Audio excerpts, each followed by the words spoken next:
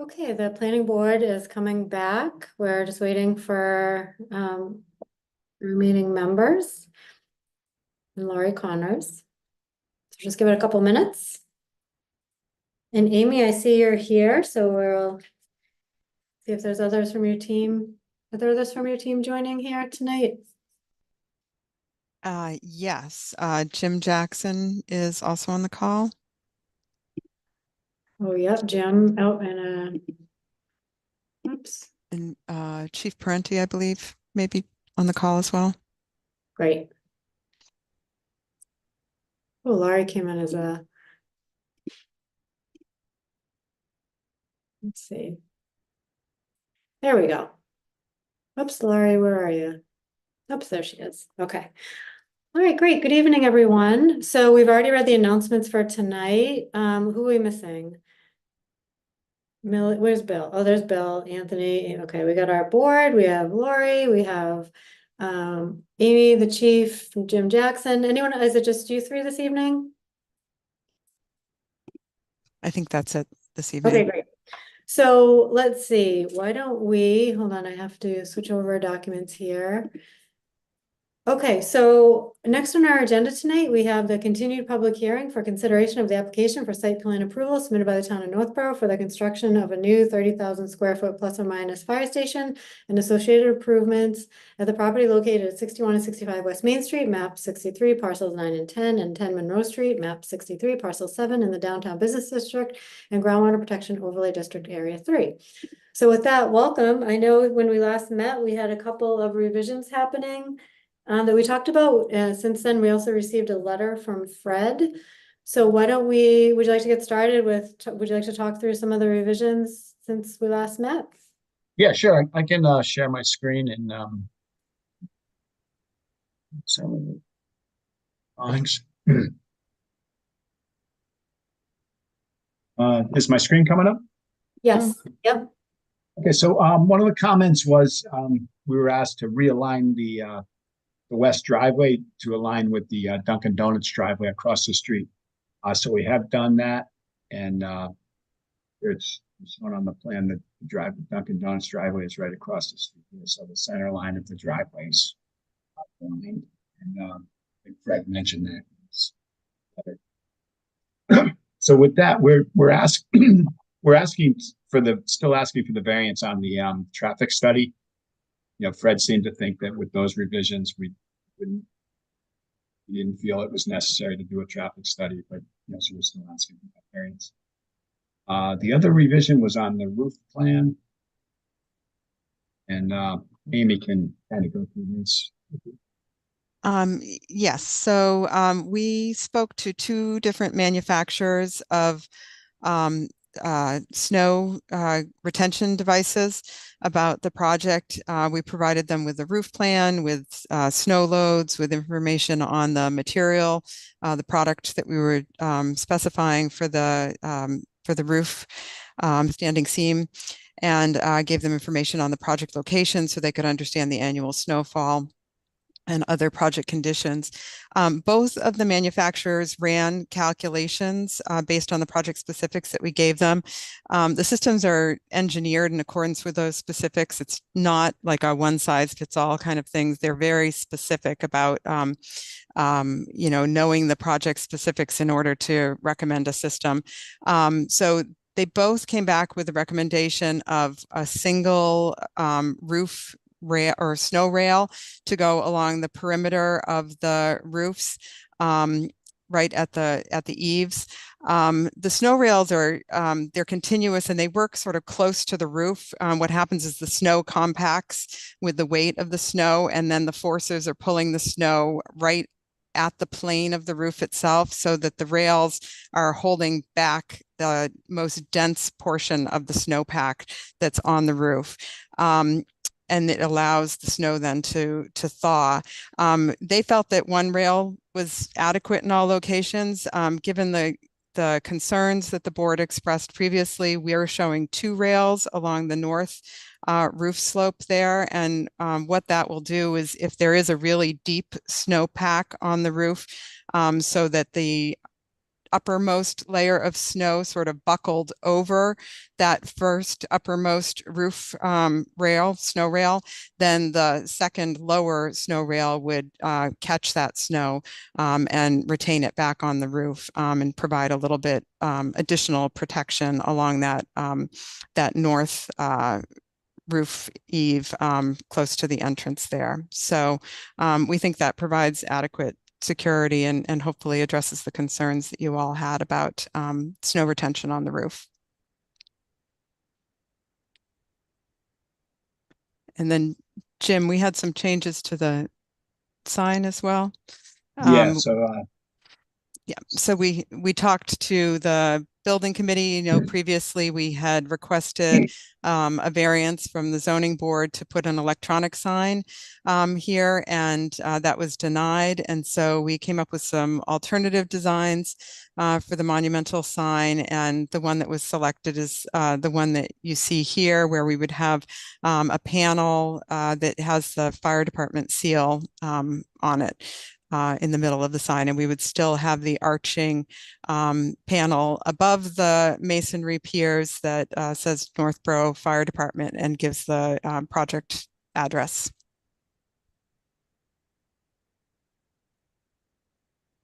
Yes, I think that covers the changes we've made. And then we also did review, Lori provided a draft order of conditions, and I know at PAR we didn't have any issues with those. I'm not sure if you had any.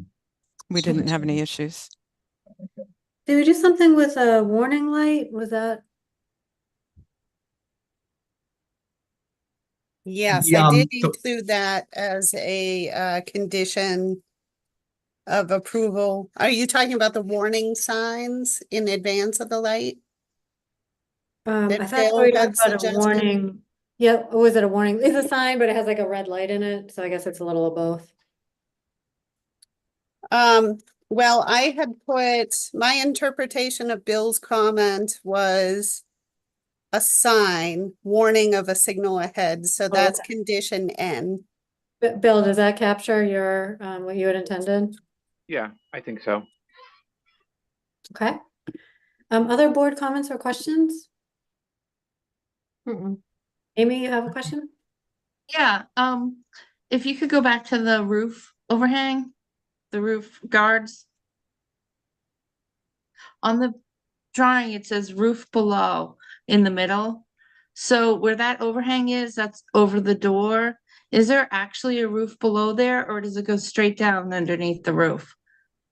Like, 'cause I thought that That's Sorry. actually not, sorry, that's not where the door is. That is the wall steps back there. So the pitched roof that you see where the snow guard is set back. And then there's a flat roof where it says roof below. That's actually a flat roof there. So if the snow were to slide there, it would be captured by the flat roof below. The main entrance is, I don't know, Jim, if you can point, nope, that's the hose tower over, right? Yeah, a little bit to right there is where the entrance is. that's actually disappointing, because I thought maybe a roof below would stop it if it got by, because that's what they did up to the, there's a Westboro Wildlife, and they have big steel roofs too, and they have the snow guards, but right over the entrance they have a roof below, so there is a roof there. Yeah. So Well, yeah. Yeah, I mean, if you remember, what we did here is we recessed the entrance door to provide some protection for somebody coming in. And I think that plus the snow guards, provides quite a bit of protection for someone. Yeah. Another question is, what years? You said you gave them an analysis of previous years. I know the past 2 or 3 years, it hasn't even really snowed. But then like maybe 5, 6, 7 years ago or 10 years ago, there was a ton of snow. So if they did an analysis on just last year or the year before, the load would have been low. We didn't give them specific years. They look at, a period of time. I don't know the range of time that they look at, but they look at the project location and what the average snowfall is in that project location. Again, it doesn't really matter the depth of the snow so much, because what happens is the weight of the snow weighs down on the snow blanket, and basically it's the densest closest to the roof, and so that's what the fence is holding back, is the densest area of the snow, which the forces are pulling that dense pack of snow down the roof. So having added height doesn't help you. You want to retain the densest portion where the forces are acting. Just know, like, the town hall in the center of town has asphalt shingles and they have the snow guards. And the snow guards don't work. When we had deep snows, they have to put out scaffolding because it still falls off. Yeah. And I just didn't want a repeat of that. Yeah, and I don't know those projects. I don't know how those have been engineered. All I can do is engineer, to this project. And as I say, the second rail really should provide you with additional protection. Okay. I don't know if anyone else has a question about the snow guards. Other questions from the board?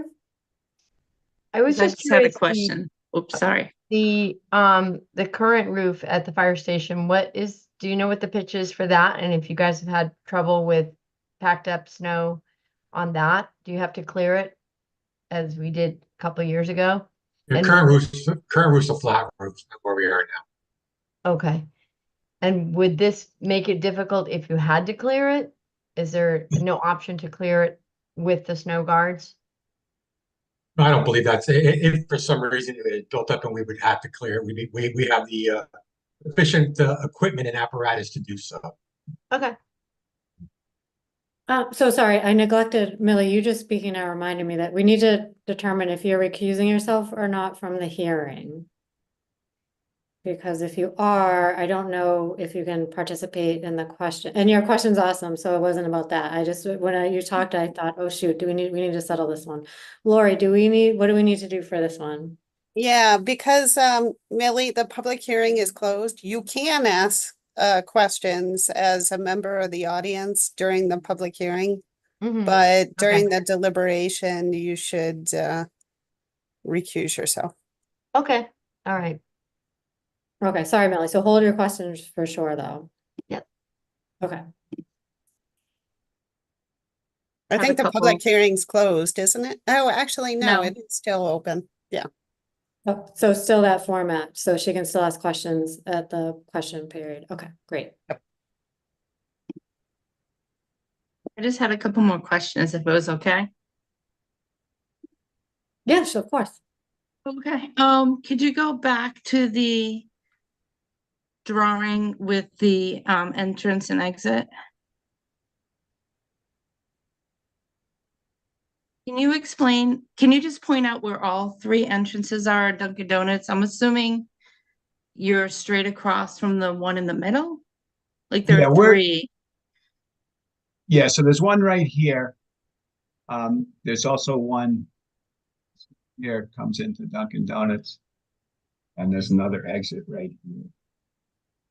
Okay. Might show, so we the do one- have a plan that shows it a little better.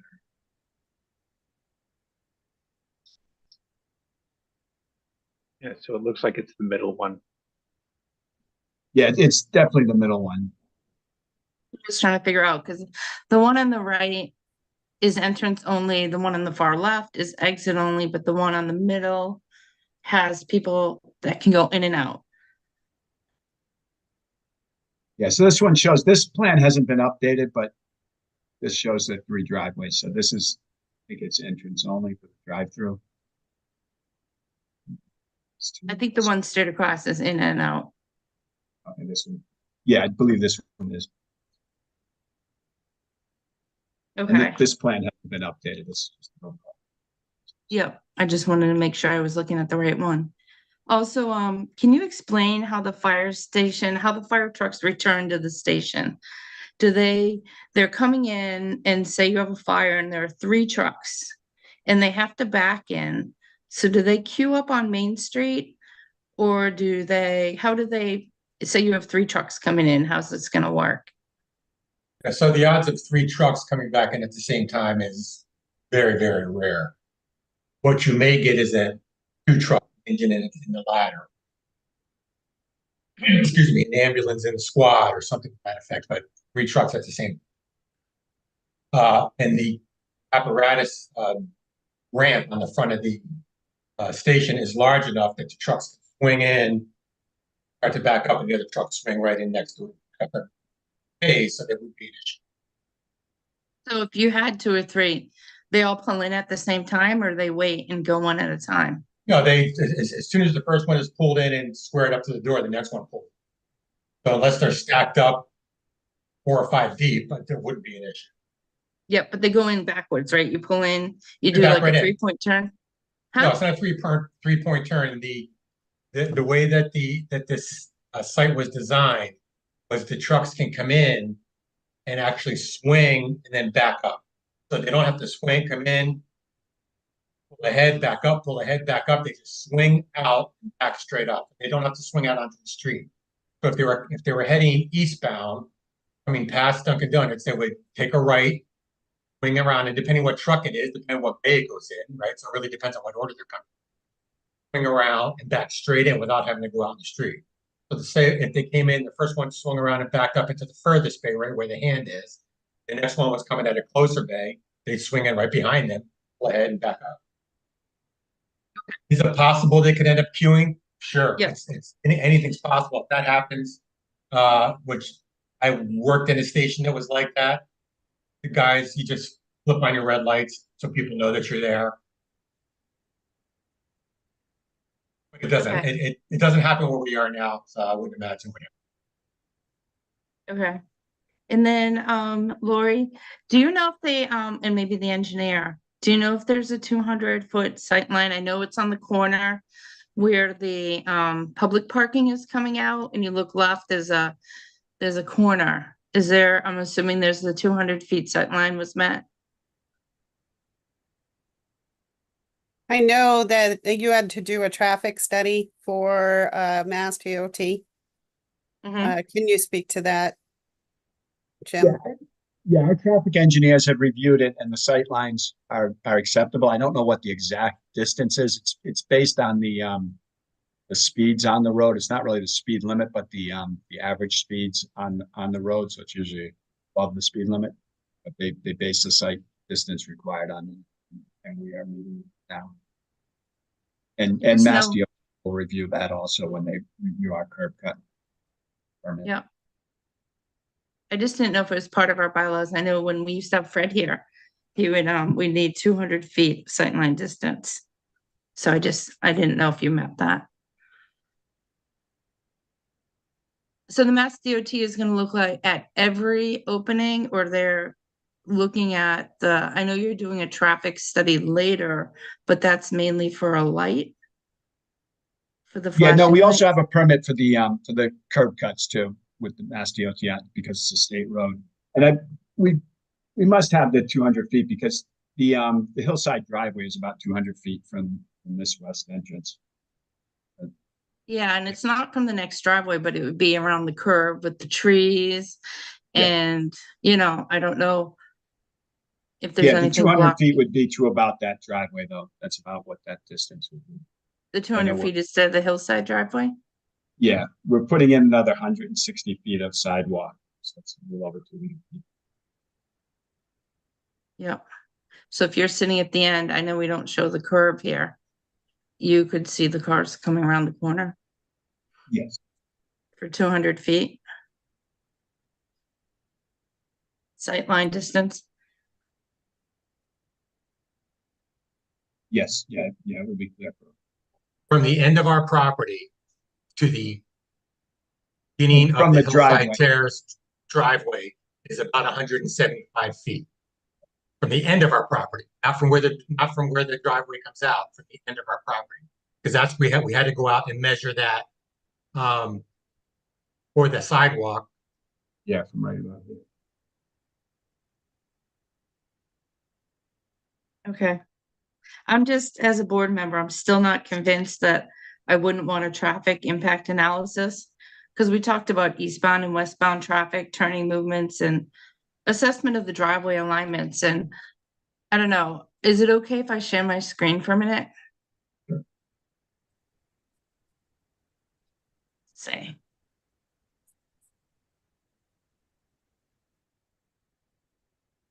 So when I pulled up the drawing and I used a red marker, I looked at the 3 openings to Dunkin' Donuts, and there are like 2 more driveways close by. So there's 5 openings, plus all the openings to the fire station.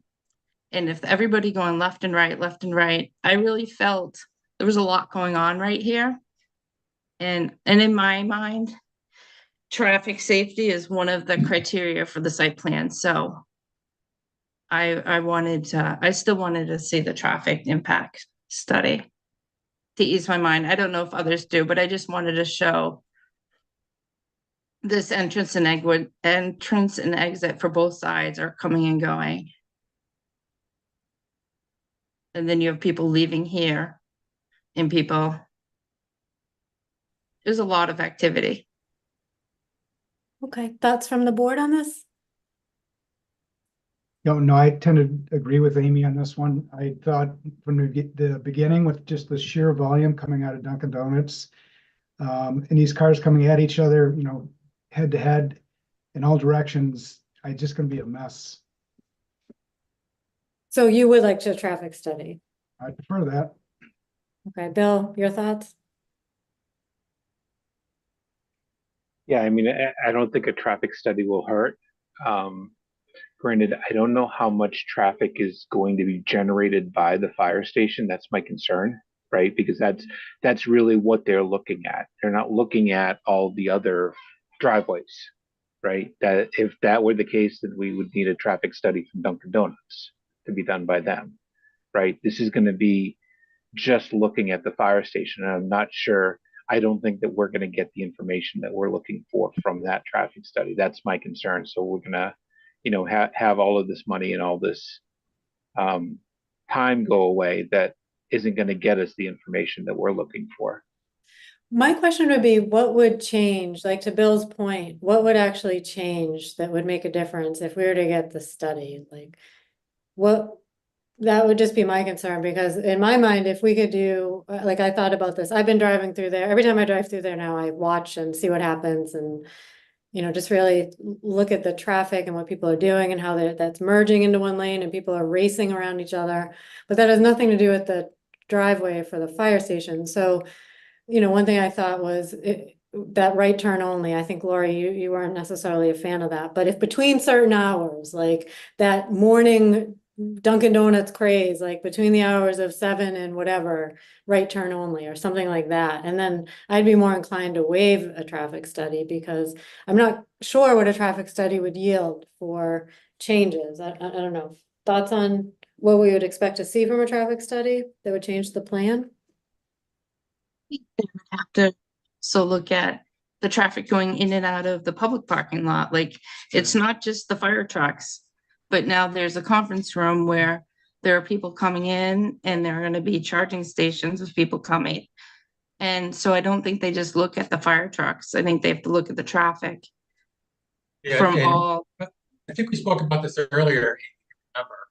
And I think Amy and Jim and everyone were saying that the studies have shown that fire stations do not increase your volume at all. The number's so small, it's not going to increase. Again, it's not going to make a difference. Any additional information? I don't think I agree with Carrie. I think what you were getting at was, what are we going to get from it? I don't think we're going to get anything. But could be wrong, but I don't think we would. Well, I Yeah, think the even study would look I at think- the impacts of the fire station itself, not, the other businesses, and just look at the roadway itself and see if the roadway can handle that traffic. It wouldn't do any kind of traffic counts of Dunkin' Donuts, coming and going. Just, would look at the traffic on the roadway itself. Traffic counts were already done for this whole site. Yeah. For the previous. Anthony, you had something there? I was just saying, I think, is the alignment right? Having them face to face instead of offset. I mean, I wouldn't know what would be better, but I think in terms of the fire station, I'm not worried about the traffic coming from the fire station or the fire trucks. I mean, that's the traffic's going to be stopped when that's coming in and out. I'm more concerned about the public parking and where it's positioned. So you're wondering if the alignment is, so Fred had suggested we do a straight alignment across from each other. Are you wondering if that's the right alignment, or you just I have no, yeah, I mean, I'm wondering and I have no idea. Yeah, we changed the alignment because that's what the engineer wanted us to do. Yeah. So I think doing a study to change it back, and I don't know, kind of Oh, confused. Laurie, sorry, I thought you got kicked out of the meeting. Yes, Laurie, you have something there? Yeah, Dave, I wonder if you can speak to, because I think the primary concern is when Dunkin' Donuts is busy, but what is your turnover of staff, coming in and out to the visitor parking? Actually, they're probably going to be using the other driveway because they're using the employee parking. So how often are you actually going to have meetings in the conference room during, say, rush hour, which let's assume it's between 7 a.m. and 9 a.m.? So the answer would be rare if ever. So the people who are using the training room primarily are the firefighters.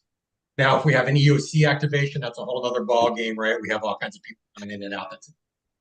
I have not seen an EOC activation since I've been here in 9 years, and I would be surprised to see. If we're holding the training class, they normally don't start till later because people have to come in from their other jobs. They don't get out of work at 8 o'clock in the morning. So I would say during those commute times, very little, if any. No one comes in anymore to pull permits. All the permits are done online. The plans reviews are done online. Very few people actually come into the station anymore for anything. So, oh, Bill, you have something. Yeah, I just want to sort of add that I think, I frequent Dunkin' Donuts a lot, and unfortunately, I probably shouldn't drink as much caffeine as I do. But one of the things I always noticed of that lot is it was always an overflow for Dunkin' Donuts. And I see that as continuing. And again, you're not going to get that information from a traffic study, right? If you ever go, I forget which day it is, but when they do the trash collection, right? The trash truck sits in that lot and waits for all the cars to clear so that he can go in and dump that dumpster, right? So he's going to be sitting in that lot. Again, something you won't get from a traffic study, looking at it as a public parking lot. So I think, again, I'm not sure that we're really going to get the information that we really are looking for from a traffic study of a public parking lot, because I don't think that's how it's going to be used.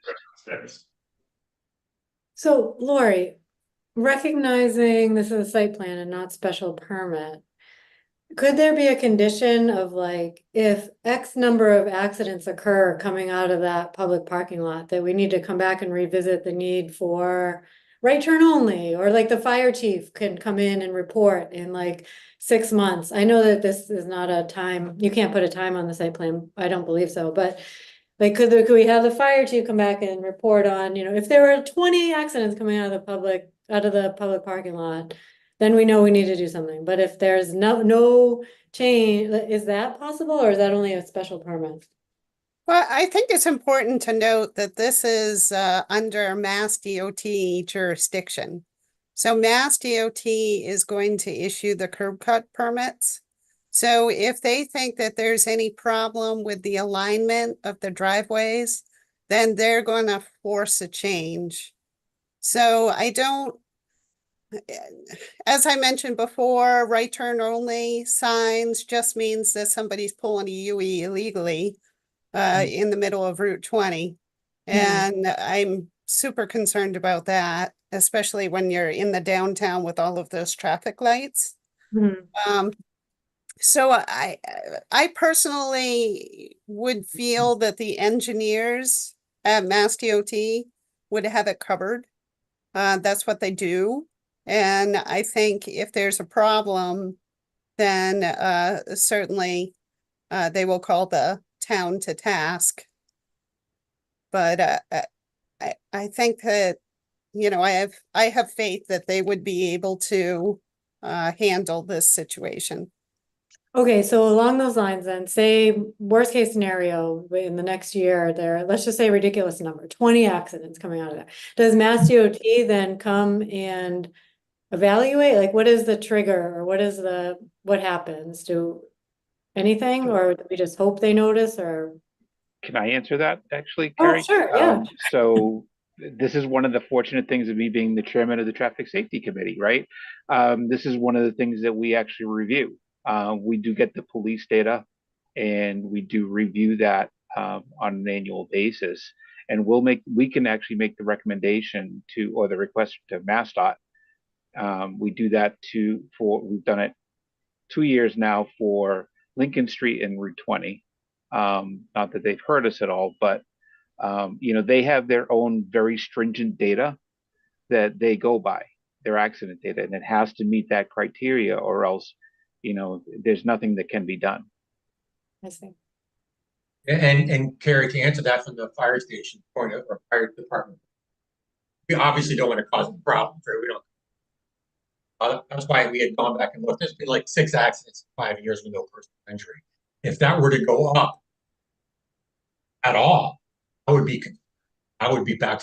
We need to do something.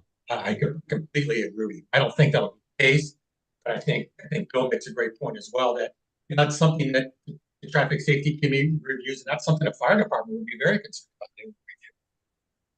about. That's a good point. Amy, you have something?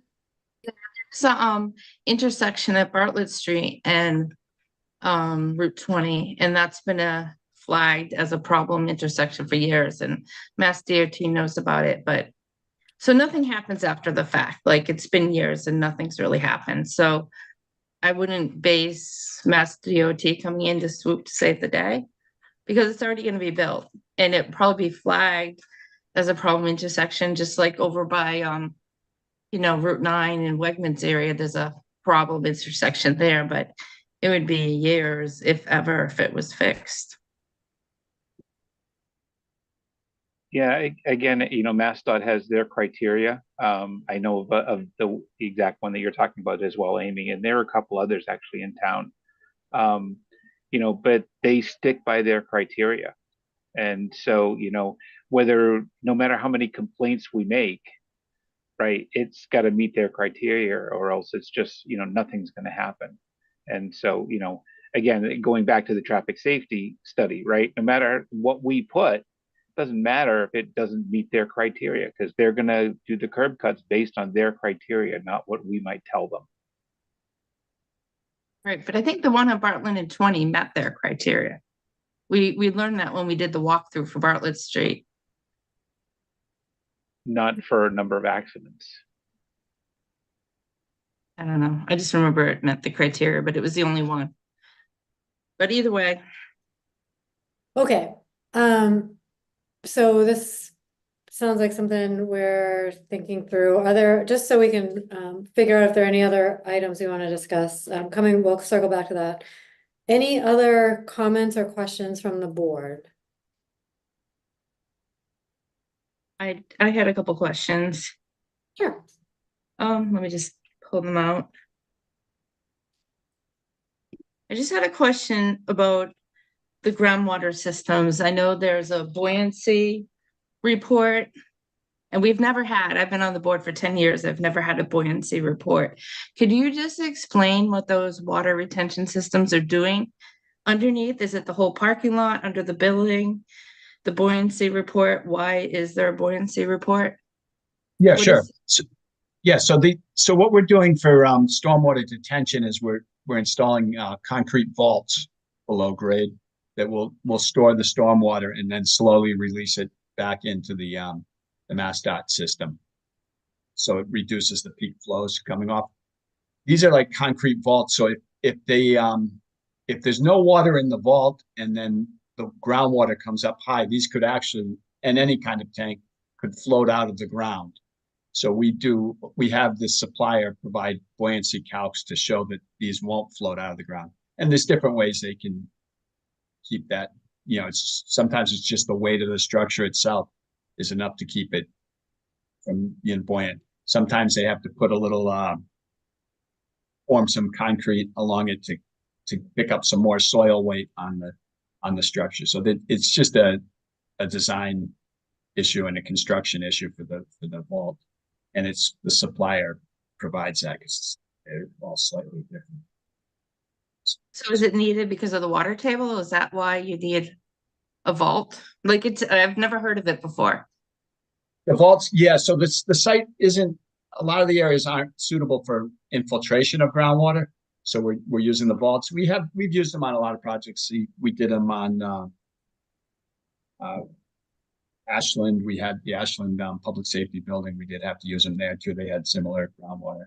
So we did have to use the detention vaults there. Okay. And I noticed, like, I watched the Concom meeting and they had to give 2 waivers. And one was for the waiver of volume of the stormwater runoff from the site. So how close was the count? They didn't ask the question, but I was wondering, how big of a waiver did you need? Like, how big of a volume is not meeting the requirements? Because one of our criteria also has to do with stormwater flow from the site. Yeah, so by, the mass regulations, we have to reduce the peak flows off the site. But with these underground detention, the amount of water, the volume, which it'll be slowed down. So that will be leaving the site, so the volume will increase somewhat. I'd have to dig through our stormwater report to get that information, but get that. Take a few minutes. Okay, so it goes under the road and into behind Dunkin' Donuts as like a water area. Yeah, eventually it ends up behind Dunkin' Donuts. It goes into the Mass DOT system and then. Yeah. So there were 2 waivers. One was for the volume of the stormwater runoff and the other was minimum pipe velocity. So it said you couldn't meet the velocity of the speed of that it's going to run out. Yeah, that's just the flows inside the whole system, going from a catch basin to a drain manhole and going to the infiltration systems and the detention. They had a regulation to keep it at 2.5 feet per second for the minimums. And what that does is, keep any sediment from building up in the system. And we were saying that, since we have BMPs in place, deep sumps and things, keep the sediments out, that we didn't feel it would be an issue. Okay, if they do flow out, if they do fill up with sediment, you have to like blow it out with a. Yeah, it has to be cleaned out. Yep.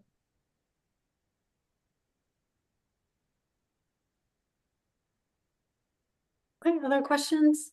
I was just waiting for him to get the number. Yeah, it might take me a minute or two, but I'll get it. You can Okay. keep discussing. All right, thank you.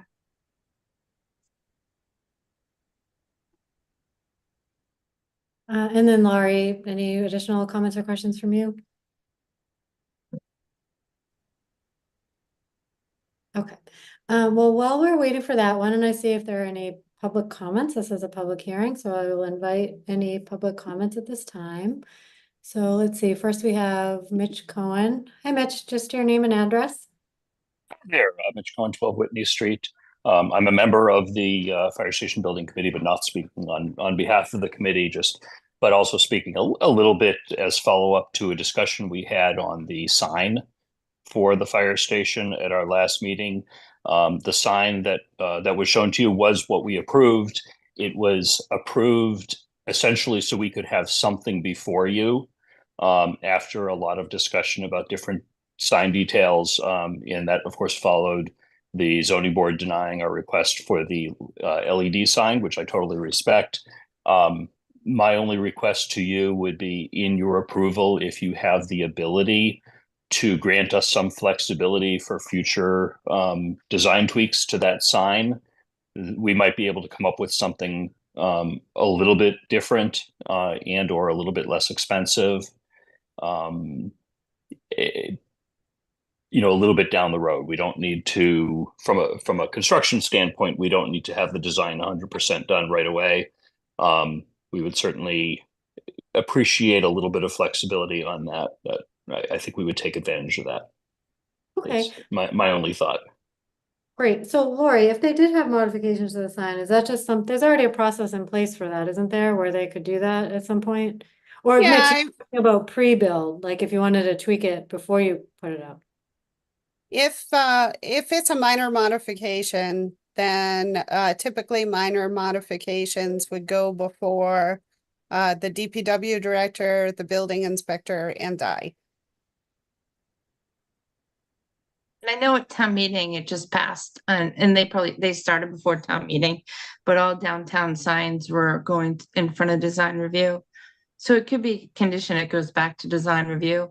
Our last design review meeting, we talked about a municipal sign. So there's some consistency with municipal signs. A lot of signs we have now have the two granite posts with some sort of sign in the middle, whether it's wood and engraved. But we're working on a consistent signage for municipal buildings, not necessarily schools.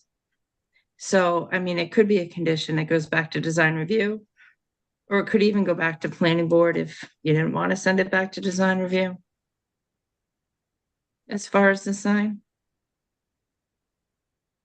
Is there a trigger? Is it just any modification, or if it's minor, what does that look like for tiers? Is it just regardless of modification? I can't recall from the bylaw. the So, signs, so originally in the last draft of the decision, I had put a condition in there that said that the final design of the freestanding sign is subject to planning board approval. Oh, okay. But then they submitted this design, so I took away that condition. But I can add that back, or I can say design review committee approval, whatever you folks feel most comfortable with. Okay, would board members, would you want that to just go, if there's modification, just go back to design review for that? Makes sense, Anthony, Bill? So there's no real permitting after that? This goes through, They would be required to get a sign permit, but that's from the building inspector. so at the last town meeting, the sign bylaw was updated that said that the signs we have 20 days to review it at design review before it goes to the building permit, to the building inspector. Okay, so it seems like that's baked into our process anyway, or no? Well, we wouldn't be subject because of when they filed. So Oh. they aren't subject to that modification to the zoning bylaw unless you condition it to make them subject to it.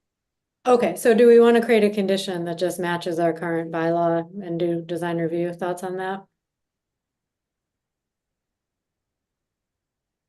My only concern is that, we've already been through design review and now we're sending them back. I just feel like we're going in circles here.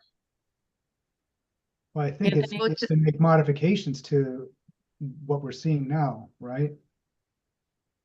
Well, but I think it's the level of modifications, right? So my concern would be that design review has already approved the sign that they've shown us now, right? And what Amy is saying is now they're looking to change all the municipal signs, and now they're gonna, how far are they gonna have to change it?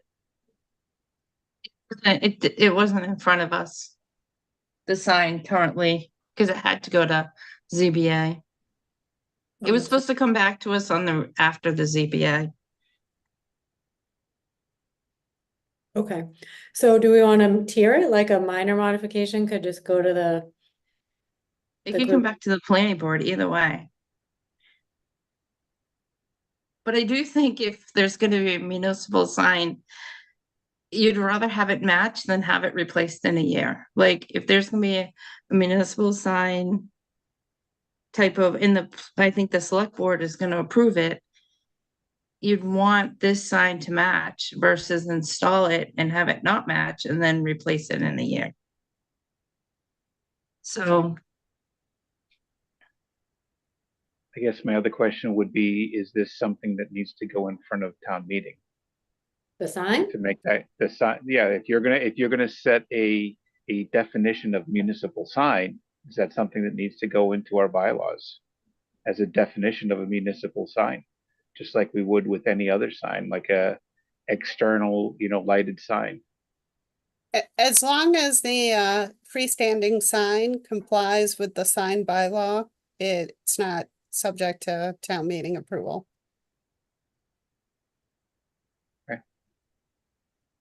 Chief, it's probably gonna be a policy Yeah, that the select board will approve. the town sign.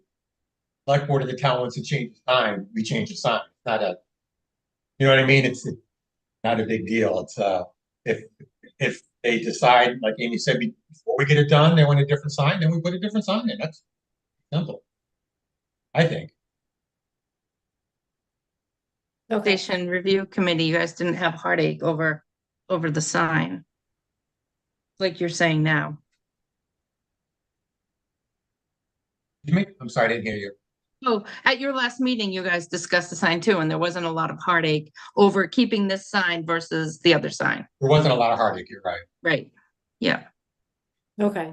So if there's a modification of the sign in the future, or just providing that wiggle room, I guess, if approval is needed, where does it go? If we have three choices, the group Lori suggested, design review or planning board? Amy, you feel what's your design review? A design review or planning board, either one, it has to come back. So, yeah, either one. I mean, design review is going to get it in the future after this application, everyone coming forward. So, Bill, your thoughts from you? Yeah, that's fine. I mean, like I said, I feel like we're just going in circles, but if that's the way we've got to do it, then that's, the way we've got to do it. Anthony? I'm thinking design review is fine, makes sense. Okay, that sounds fine. I'm inclined to make it match to what our current process is, and it sounds like they didn't go to design review already, so at least it's not, to your point, Bill, about being a circle, at least it's not like another run around the same track. it's 20 days. Like if design review can't approve it in 20 days, and it's whatever they choose. It's not meant to hold anyone back. Okay, Laurie, does that make sense to? Yep, so I'll add a new condition, X. Okay, great. So I remember that in the motion. And let's see, I have another comment. Fran Backstrand, if you could just, hi Fran, if you could just say your name and address. Sure, thank you, Fran Backstrand, 76 Cedar Hill Road. All right, so I just, if the only reason why they would change the sign is because the select board and the town decides to have some type of uniform signage for municipal buildings, what would they need to go to design review for? It would have been decided that there is a new sign requirement and they have to go to it. They have to change it. They're saying they're not going to change what was already, well, to Amy's point, it didn't actually go through design review, but it seems like it went through the planning board and everybody said it seemed okay. So they have no intentions of changing it unless they have to adhere to a new sign bylaw put forth by the select board. So what would the design review do or say at that point? Okay, yes, it does meet it. I mean, because there is no further design done. It has to match what the town says. So to the planning board maybe makes sense to go to, but I don't understand. The design review would just make recommendations for the design, but the design is going to be mandated by the changes that the town says.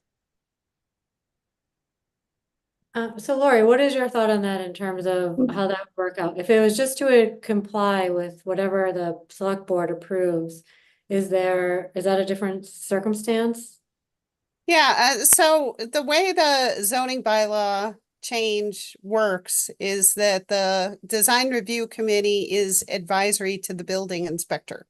So once again, they're just providing recommendations. The building inspector is the sign permitting authority. So if the selectmen say all of the signs have to look like this, I can't imagine that the building inspector is gonna say, or the design review committee is gonna say, no, we insist that it look different. I think everybody's just gonna do what the selectmen say. Okay, so it sounds like it would be within reason and in consideration would be that if it's what the selectmen have approved, then that's the way it's gonna look. It's not gonna. Okay. Okay, good point, Fran. Any other comments from the public? Okay, Jim, did you have those numbers? Yeah, sure. Let me share my screen.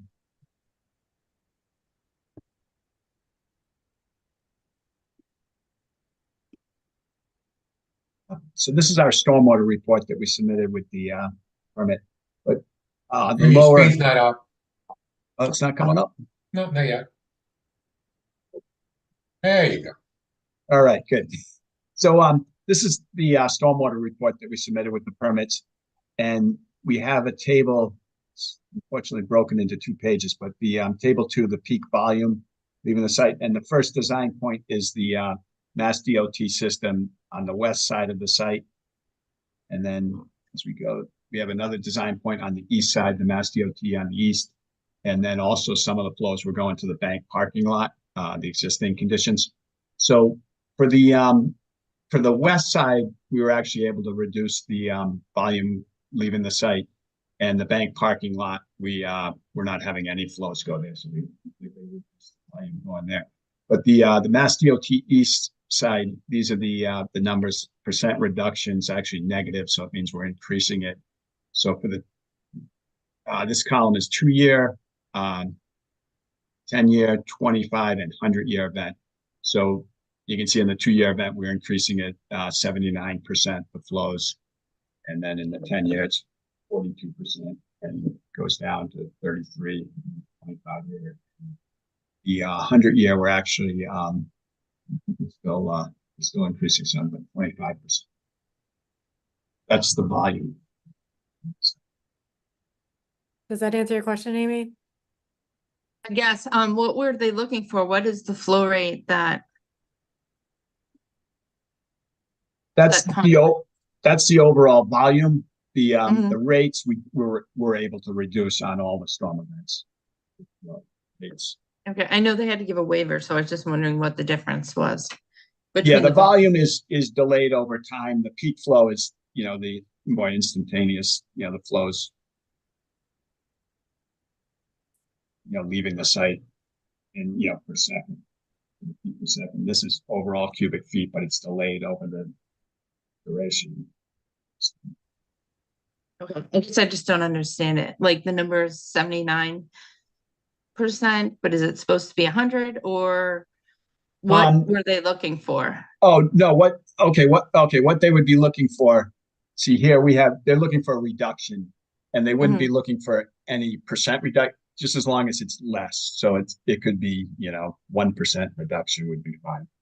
Yeah, they're looking for less, would have met the requirement. And Okay, so then why did they need a waiver? Why did you need a waiver then? because we're the volume is increased. It's not reduced. It's increased.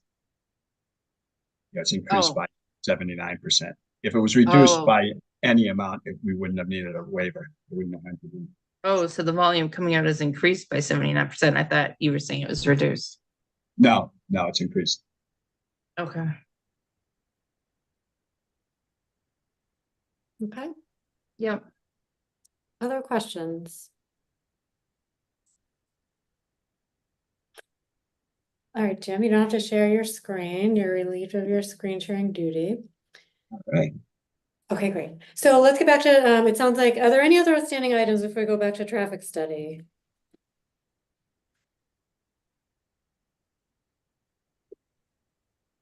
Okay, so traffic study, coming to resolution there. So it sounds like we have some different thoughts on that one. So in terms of, if we were to do a study, what do we think we would gain from the study that would change the plan? So for me, that's what I need to really try to understand, because I currently don't view it as anything that would change our plan necessarily, or that we'd have control or jurisdiction over changing. So that's what I'm trying to figure out. Does anyone have any thoughts on what, or Laurie, maybe even you, like what in the times we've gotten traffic studies for this particular site plan, what do you think would possibly be what would we get for benefits of the traffic study? I personally recommend waiving the traffic study, because the major concern is Dunkin' Donuts. And there is going to be minimal amount of traffic using the visitor parking lot during the time when Dunkin' Donuts is its busiest. So I don't really see that there's going to be conflicts I mean, occasionally you may have somebody who's working at the fire station who wants to go to Dunkin' Donuts, but I would suspect that they're going to walk across the street. They're not going to drive across the street. And even if they do drive across the street, they're coming out of the employee parking lot. They're not coming out of the visitor parking lot. Mhm. So I just don't see that there is a dangerous situation there. Okay, and for Amy and Anthony, you both seemed in favor of a traffic study. What do you hope that we would find in the traffic study that makes you feel that way about it? For me, I feel like there's a traffic like engineer expert that would do an analysis, like we had talked about the eastbound, westbound traffic, turning movements, driveway alignments. And I just feel like in our site plan, we call for a traffic impact study, and we're on Main Street, and it's pretty important. And there's like so many different little intersections and cars, and I just feel like number 3 in our criteria, it says we're improving pedestrian, bicycle, vehicular safety, both from the site and egressing from it. And for me, I would want a traffic expert to tell me that's what we're doing. Like, I'm not a traffic expert. I'm not sure who is a traffic expert here, but for me, I just want to hear that. Okay, and Anthony, for you, is that a similar? I think, or- yeah, for me, I think the biggest thing for me is just basically the alignment of the road coming out. And what's the best place for it? I mean, it's not going to change dramatically, but to Lori's point, you know, Mass DOT is going to look at the curb cuts. They're going to determine what they feel is best as well. So I'm okay with it. Just going with Mass DOT, taking a look at it. Laura, you have something there too? Yeah, I just wanted to follow up and say that the approval authority are traffic engineers. So they're the ones that are going to be issuing the street opening permit. So, you know, it's going to be traffic engineers reviewing the work of the traffic engineer. Like Lori, when you first came to town, we talked about traffic impact studies, and you said you always did them out in Millbury, and they would give you good information. But not on a Mass DOT roadway, because the planning board doesn't have jurisdiction over the roadway. It's not the DPW even. So typically, you know, the circumstance in Millbury was that all public roads other than Mass DOT jurisdiction were under the jurisdiction of the DPW, and the DPW director was not a traffic engineer. So, or an engineer in any way. So we wanted that extra level of expertise because there would otherwise be no traffic engineer reviewing this work. But in this circumstance, Mass DOT, the permitting authority is a traffic engineer. Okay. And Bill, any additional thoughts from you? I think you fell on the side of obviously valuing safety, but not necessarily convinced the study would bring the results, or do you feel differently, or what are your thoughts? No, and I agree with what Lori said, right? You know, there is a traffic engineer looking at this. Granted, it's a MassDOT traffic engineer, not somebody hired by the fire station to do the traffic analysis. But there is a certified traffic engineer doing this analysis. So, you know, it's not like it's just, you know, some you know, asphalt paver in MassDOT coming over and saying, "Yep, looks good right here," right?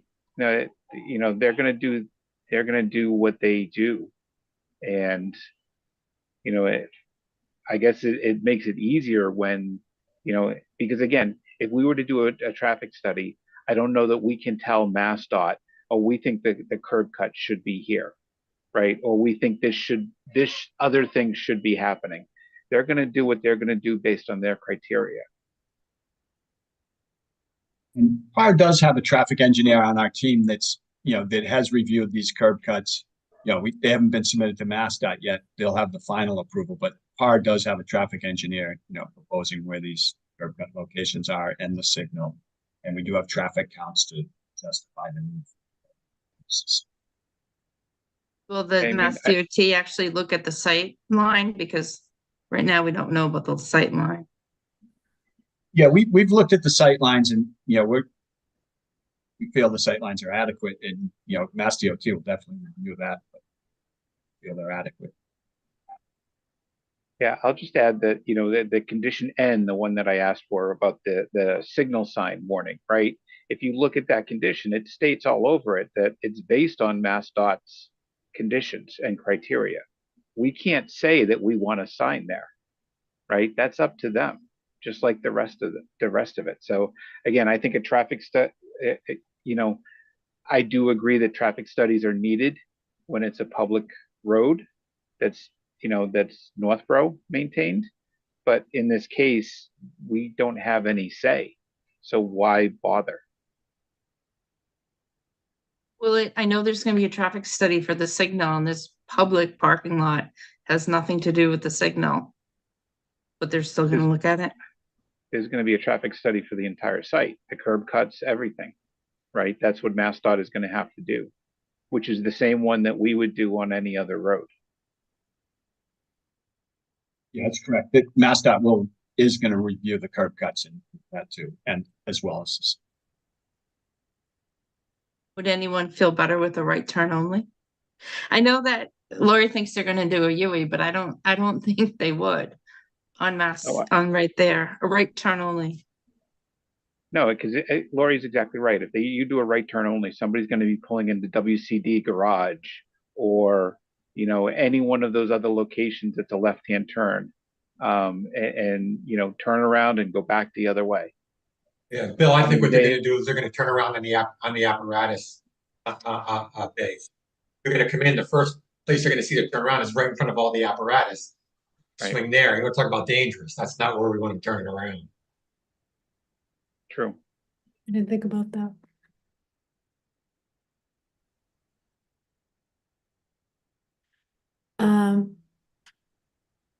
Well, actually, I was originally a fan of the right turn only, but I don't know if that's the right answer.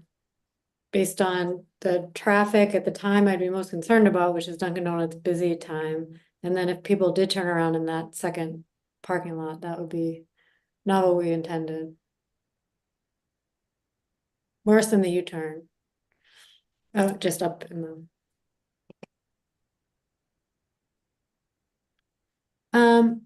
Okay, so in terms of a traffic study, it sounds like Amy, you are not in favor of waiving. I'm still trying to think. You can continue to think. Bill, you're in favor of waiving. Yes. Anthony, are you in favor of waiving or not waiving? I am. In favor of waiving? I worded that terribly. Okay, I'm also in favor of waiving. So Amy, you can let us do either way. Do you want to share what you think or? No, I'll just still think till the end because it doesn't matter. You guys have 3-1, so. Okay. Well, it's good to know your opinion anyway. I think it's important, and I know you did a lot of research on this, and I think it's a concerning area. I just worry about our actual jurisdiction and the ability to make the changes we'd want to make. It seems like we're kind of stuck with what we've got. Okay, anything else that actually, Anthony, you need to read Exhibit A. There's a meeting that you missed, so we got to get that read into the record before we close the public hearing. Sure. Want me to do it now or? Yes, please, sure. I, Anthony Zaitin, member of the planning board, certify that I examined all evidence received at the April 16th, 2024 session of the planning board relative to the application of the town of Northborough for property located at 61 to 65 West Main Street and 10 Monroe Street, Northborough, Mass. For the site plan approval per section 73050A1A to construct a 30,000 square foot fire station, 53 parking spaces and associated improvements on the subject property located at 6165 West Main Street and 10 Monroe Street. Said evidence includes a video recording of the April 16th, 2024 meeting that I missed. Okay, thank you for that. Okay, is there anything else we need to discuss before entertaining a motion to close the public hearing? So once we close it, we still have a chance to talk about different things? Like conditions or anything? Well, we should, if we have any other conditions, we should probably discuss them, I think, before we close the hearing, so that if we close the Yes. hearing, okay. It's always based on like the facts we've heard so far, right? As long as it's nothing new. Like I didn't know where we ended on the sign. Was that design review or? Yeah, I Was think that that was design review. That's condition X, was that condition X, Lori, the sign? Yes, so what I wrote is modification to freestanding sign design is subject to design review committee review and building inspector approval. Because they're just advisory. Now, we have so many days to review the decision. The decision came in late today, and I always like to review the decisions, and I didn't read it when it came in. You sent a final decision later today. Yeah, but I had sent you the version with the red wording last week. I believe I on was on Friday. vacation last week, like until yesterday. So and then when it came in today, I said, you know what, I'm just gonna ask if I can read it. I haven't read it. Okay, well, can we close the hearing and do all the voting, and then we've done this in the past, or then we make edits to our decision if we had like some sort of. Yeah, you have like 45 days to do a decision. It's either 45 or 90. It's not that I want that many days, I just want to read it. Okay, so Lori, if there are possible edits to the decision, is it still possible to close the hearing and do the vote and then just to make modification? If there's not significant, like we need new information or, you know, we can't have anybody weigh in. I think we've done it that way before. Well, of course, then you'd have to discuss the modifications at a planning board meeting. Right, so the We've decision done in the would, past. So the final decision would have to be approved at a planning board meeting, so you can't approve it now and then modify things and then just, you know, come in and sign it. It would have to wait until the next planning board meeting to be approved. oh, approved, and we can approve it now and then modify it at the next meeting? Well, you could approve it, but then you have to vote on the modifications, is my point. Oh, fine. But the Yeah. hearing is closed by then, and we're just really coming back to vote on, or we'll go through any modifications and vote on them for the content of the decision, like how it's written, but not the actual, once it's approved, we would just take care of that now. Yeah, so you can go ahead. So right now we have a decision before you. Mhm. So if you want to modify any of the conditions after this meeting is closed, then you will have to approve those modifications, the entirety of the planning board. Or Yeah. at least a majority of the membership would have to approve those modifications. Correct, and then if the motion is conditions A through X, we wouldn't be able to add conditions. Right. So Amy, do you envision adding conditions, or you just want to actually review I this? literally didn't read it because I know I got an email today and it says final, you know, changes to the decision, but it was like right before the meeting. Okay. If you want, I can just tell you what the changes are. There maybe were we so can pull it up. minimal Can we- changes. Can we just bring up the whole thing? I haven't read it. Like I find in the past, we made a decision and we voted. We didn't have the decision in advance because nobody knew how we were gonna vote. So I feel like we have a pre-written decision that I haven't had time to read. And I just want to see it. Okay, so, Amy, then would you be comfortable with going through what Lori changed since the last draft that came out, or you just want, you just haven't been, you want to go through it line by line? What, on your, after this Yeah, I meeting? kind of do. Like, even if we pull it up tonight, I just wanna see what is A through X. I have no idea. Well, you Okay. did already review the decision a month ago. So there were only minor tweaks made to the decision in the last month.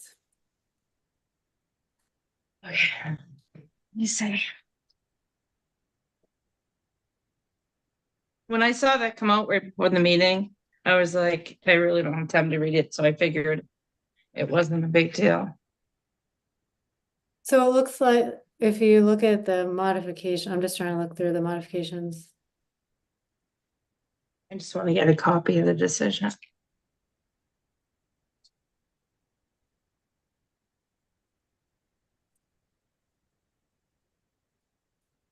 And one thing I did want to Oh. make sure too, So when we most of- decide, Oh, I'm sorry. Most of the changes to the decision, like I received additional exhibits. So I showed those in red. Of course, there was the letter from Fred that I received and forwarded to you folks. There was an email from James Jackson. The waivers, the only change I made to that area was I changed the date to June 18th. Findings of facts, the only change I made is I included the ZBA case number for the variances. So there were two findings, 7 and 8. So after there was the discussion on the dimensional variances, I just put ZBA case number 24-01. Then on the decision itself, condition A, this was in a discussion with the fire station team. They had asked me to add, if at all possible, to the sentence that says the land disturbance and stormwater management permit, and if at all possible, state highway access permit shall be included within the bid document. So the concern was that the state highway access permits wouldn't be received in time. So we hold just up, put I the- can't see what you're reading. you want me to pull it up? Yeah, because Hmm. like they're just audible, and I really do want to read it. Lori, I do have one question while looking at this. Why did you cross out the non-emergency driveway access shall be aligned with the driveway across the street? Is that just somewhere else instead now? No, it's because they modified the plan. Oh, yes. Okay, gotcha. I'm gonna have to pull it up on my email because I'm having trouble Oh, I can accessing. I can share it if you want. Okay, if you would, because I can't access the server for some reason. Sure, okay. So, I was just looking right there and you just answered my question. So that was if at all possible on the, Yeah, and of course I put unanimously in red because I have no idea how the vote's gonna go. and then these two items, M and N. So this was, Amy, you had asked me to add that condition at the last meeting because I didn't include it. It was one of my comments. So prior to construction of the retaining wall, the applicant shall submit the spec sheets showing the selected wall face and color for planning board review and approval. And then, of course, the stamped retaining wall design would be given to us for inclusion on in the file. And then this was Bill's request to include at the last meeting, the sign. And that was it. That's it. What is the date of the plan? I know the last time the plan date had changed. Yeah, so I updated the exhibits list. So June G, H, and L were added.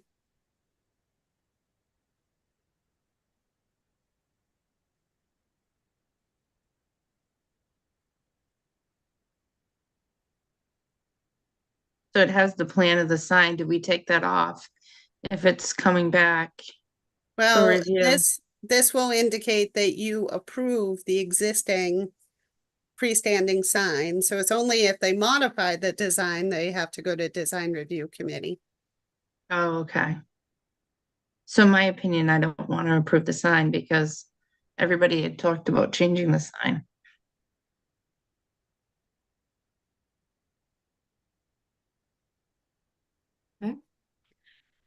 All right, and then you mentioned the ZBA case numbers, which are there, and then, I think that covers the edits that were made.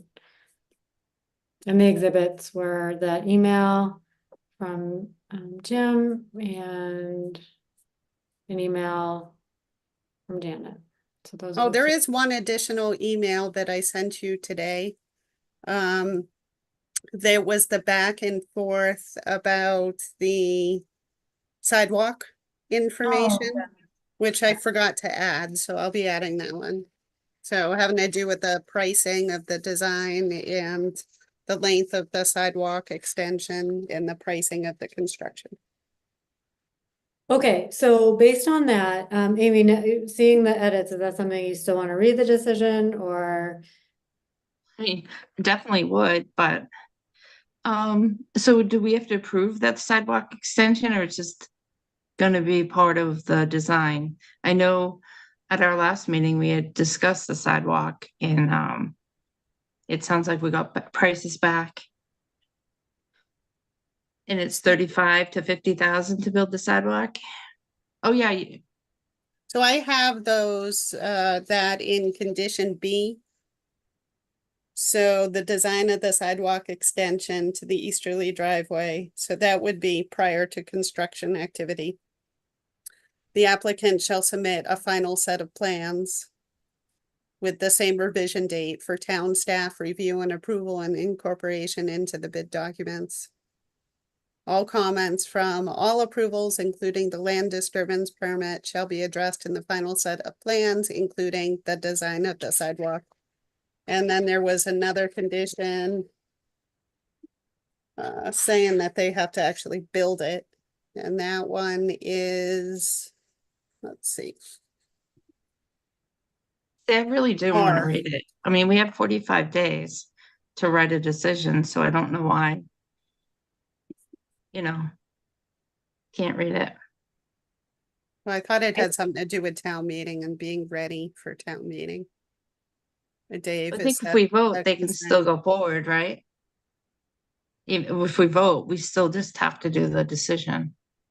Okay, that's what I was asking originally. If we can vote tonight and then the next meeting, we tweak the decision in the public meeting and then finish it there. The only thing is obviously our motion is conditions A through W, so we can't add conditions. Right? We're gonna be, Plus, they're also not gonna be able to do the bid documents because they don't know what the conditions are gonna be.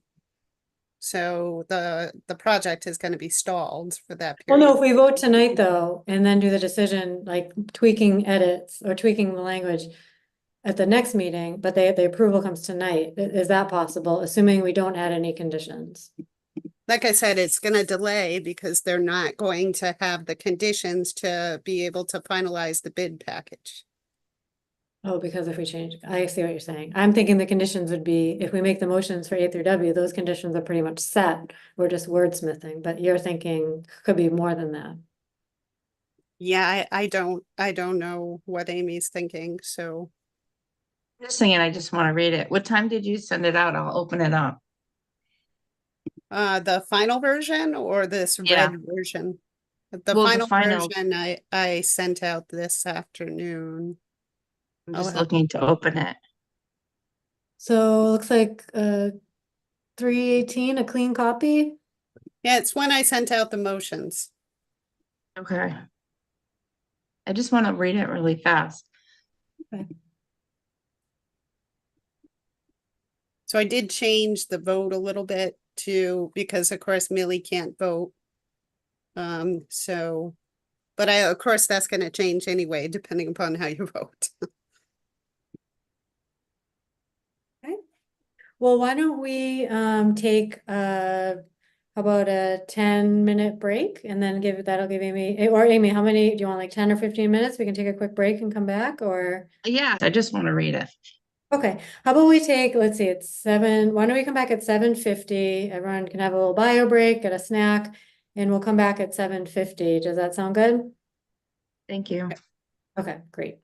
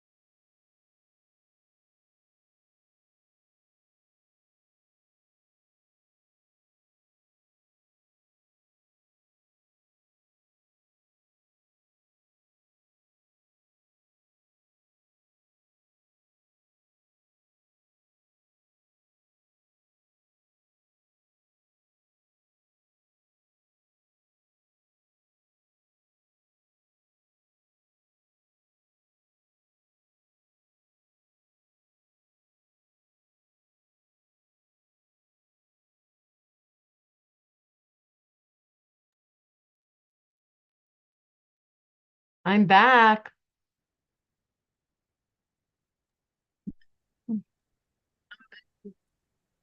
Remember, Millie, you have to recuse yourself, so you should turn your video off. Oh, still. Okay. Yeah, you can't vote. Ah.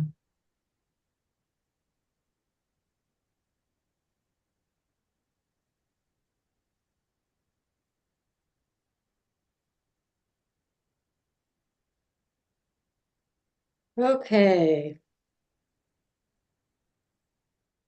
Just getting back. Question.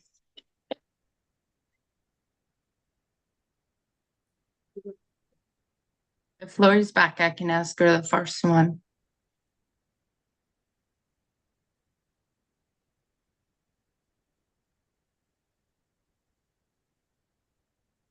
Okay, great. All right, Amy, so you had a chance to read the decision. We're gonna come back now. Anything that stuck out to you that needs to be modified or changed? Yeah. I had a question with Exhibit F. It says a set of plans entitled, should it be titled March 18th, 2024?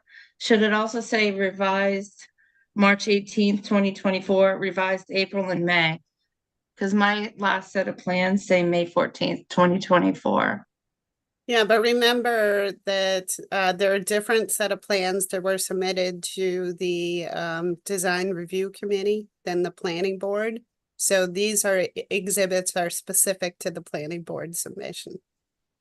So even though the design review went to May 14th, the planning board only got to March. So the design review committee plans were updated after the planning board plans.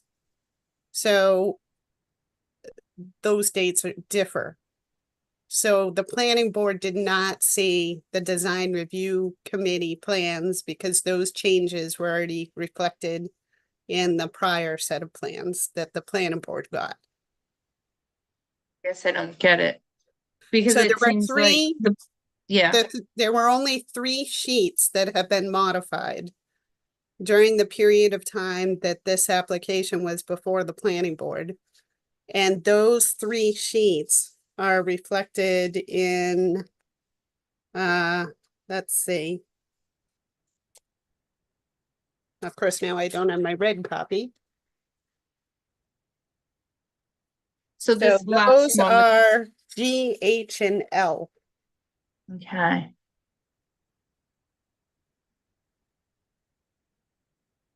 So G is that. So the 3 that we have with the new site plan with the driveway is one of the sheets. That's G. Okay, and then the roof That's is H. another one. Okay, I just want to make sure. It just seemed like I have so many plans. It said May on mine. And then when I went down to, it had to do, it was right around where the ZBA decision was. I was wondering if it's switched 6 and 7 under findings of fact. Number 6, it says the subject property conforms to the existing dimensional requirements in the downtown business district. But it did once they got the ZBA setback variance. So should it like, no? Because they're 2 different things. The dimensional requirements of the lot itself, those are in conformance. What they got a variance from was the setback requirement for the building. So those are 2 different issues. Okay, so the frontage doesn't matter as far as dimensional intensity? So the frontage is compliant. Yeah, the front setback. So that's the next, that's the Right. next one. But that's not, even though it's on the dimensional table, it's not considered a dimensional requirement? So when you're looking at the subject property itself, Mhm. so you're looking at the minimum lot size. So you're looking at the property as it currently exists without a building on it. Mhm. And it is a conforming property. So that's number 6. Number 7 has to do with the proposed development. So the proposed development did not adhere to the dimensional requirements as far as the maximum setback only. Okay, I guess it sounds confusing because it says it conforms to dimensional requirements, then you have to get a dimensional variance, so. It just, I guess number 6 isn't the subject property before a building is on it conforms. It doesn't matter, but I was just, I can Sounds just confusing. delete number 6 if you prefer.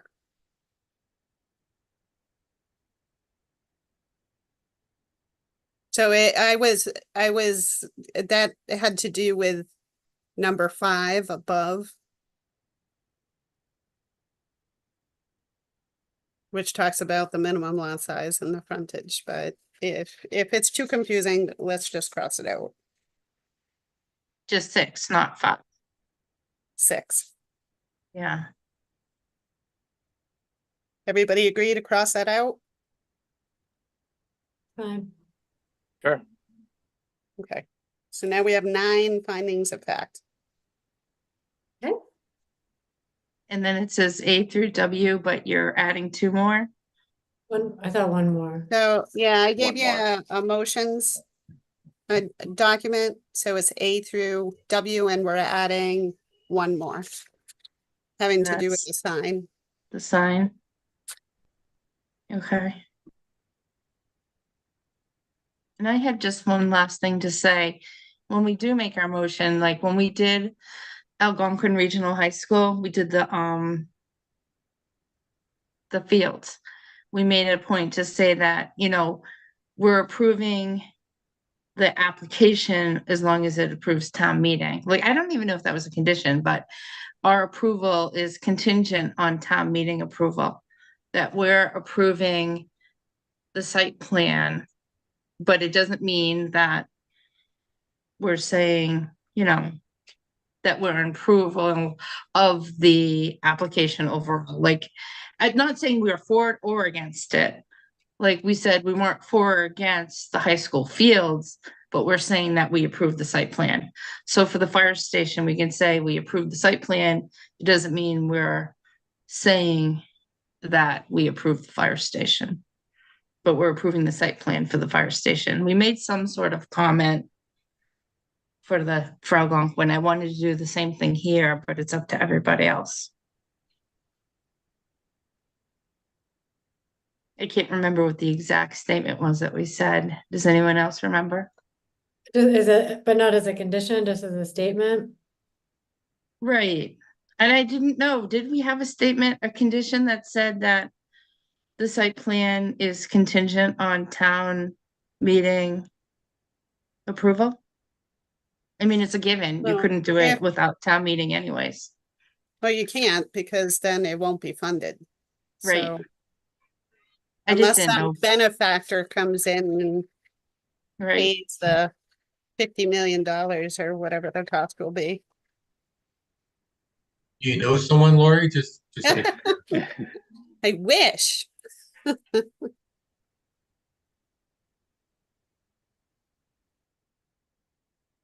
I don't actually recall, but I think we certainly. Well, the site plan is not contingent on, the site plan we approve, this town meeting approves the funding, not the site plan, is what you're saying, Laurie?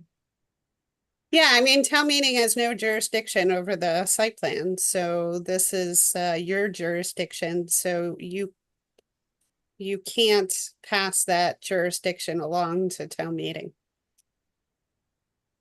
Okay, so I guess if anybody wanted to make a statement, I guess it's more of just a statement versus a condition. Right.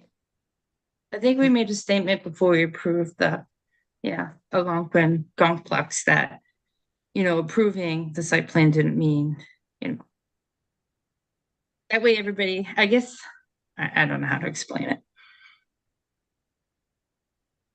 Should have written it down. But it still just requires town meeting approval for funding. We're just approving the site plan, but so maybe that's the way to say it. We're approving the site plan. It still requires town meeting approval. So let's see. I am still a little confused about X. So do you want the freestanding sign to go regardless of what the design is? If it's identical to what they submitted, are you saying that they have to go to design review? Or I thought only if it's only- modified, it has to go to design review? I thought only modified.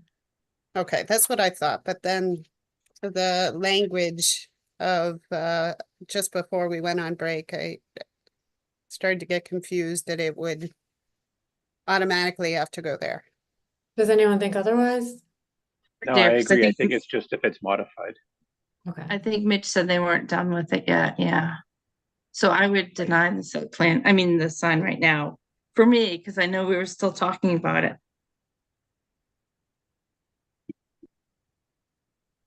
Okay. So but that doesn't change the condition. Are you saying the condition's a modification still goes to design review? I would say that the sign would go to design review. Okay, so the condition stands, Lori. It sounds like it's just modification. Okay, anything? Oh, go ahead.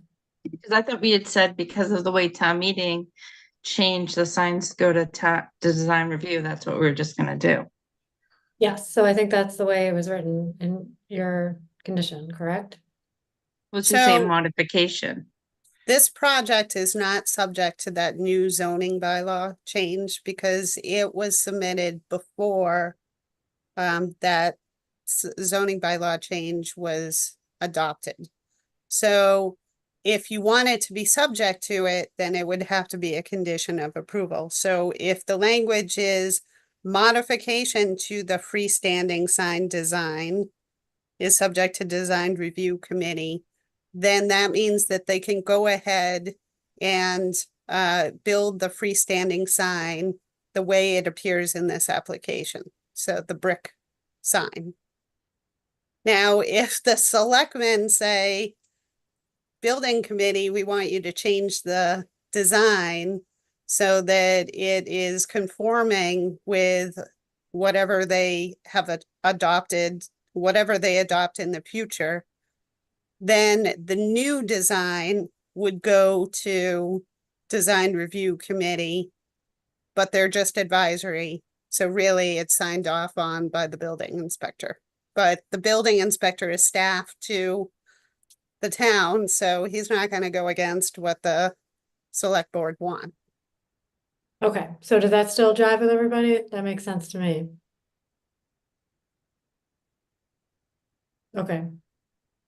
So either it goes to design review for modification. If there's something with the Board of Selectmen, it still somehow will all sync up. But either way, right now we're looking at the site, the freestanding sign as is. We don't know if there's modifications. We're just saying if there is, that's the process, design review.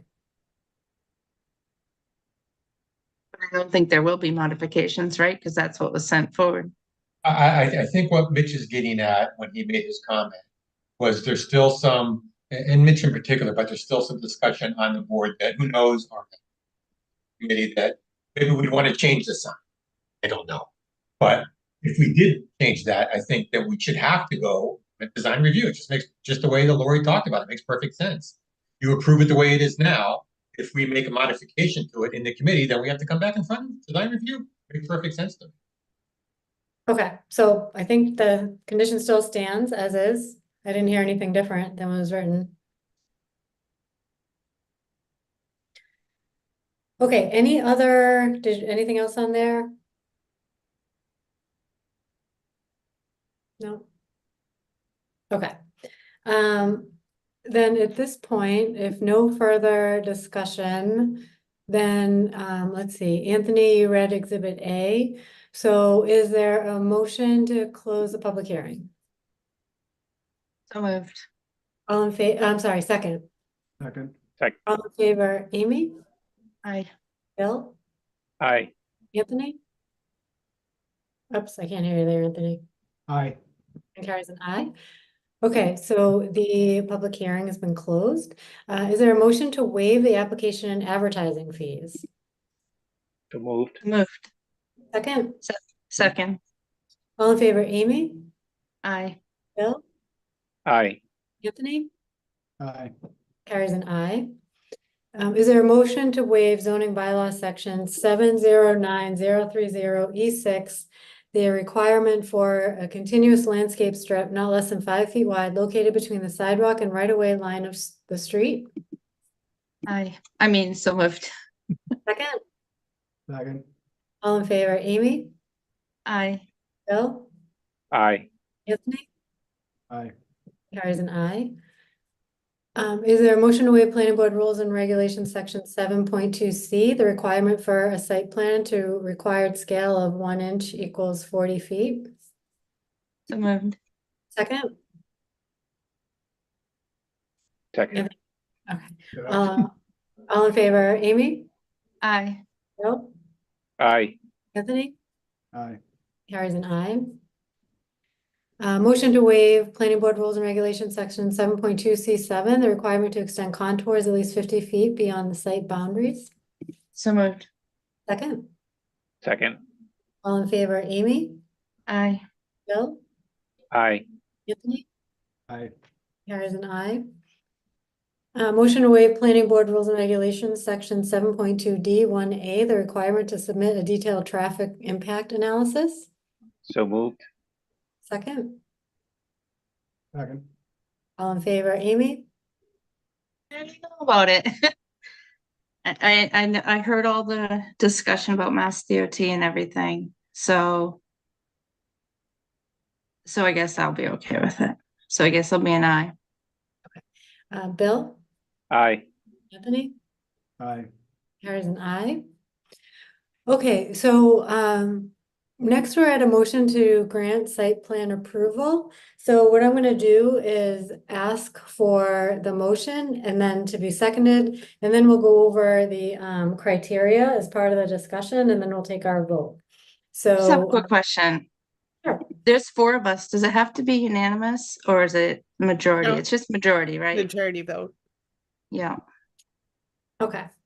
So we'll do the motion, a second, that'll allow us to have a discussion, we'll do the criteria, and then we'll vote. So is there a motion to grant site plan approval per section 703050A1A to allow the construction of a 30,000 square foot fire station parking lot and associated improvements on the subject property located at 61 to 65 West Main Street and 10 Monroe Street, subject to findings of fact 1 through 9 and conditions A through X?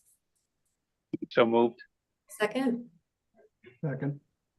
Okay, and so now let's have our discussion. So, looking at the criteria for a site plan, if everyone wants to take a look, or anyone wants to follow along, we are on 703050, the decision criteria for a site plan. So, for a site plan meets all applicable requirements of bylaw. And then given the location type and extent of land use proposed by the proponent, the design of the building form, building location, egress points, grading, and other elements of the site plan could not be reasonably altered to reduce clearing and grading on the site or reduce volume of cut and fill and so on, as shown in number 1.